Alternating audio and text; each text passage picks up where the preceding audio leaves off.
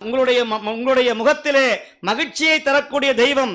உங்களை எல்லாம் வையத்துள் வாழ்வாங்க வாழ வைத்து பிறகு அவர் வாழக்கூடிய இடத்திலே உங்களையும் பக்கத்திலே வைத்து அமர வைத்து அழகு பார்க்கிற தெய்வம் ஒரே தெய்வம் நம்முடைய சிவபெருமானை தவிர, அம்பலவான பெருமானை தவிர வேற யார் இருக்க முடியும்? யாரும் கிடையாது. அதைத்தான் சொன்னார் வள்ளல் பெருமான், அருள் ஜோதி தெய்வம், என்னை ஆண்டு கொண்ட தெய்வம், அம்பலத்தே ஆடுகின்ற ஆனந்த தெய்வம்னார்.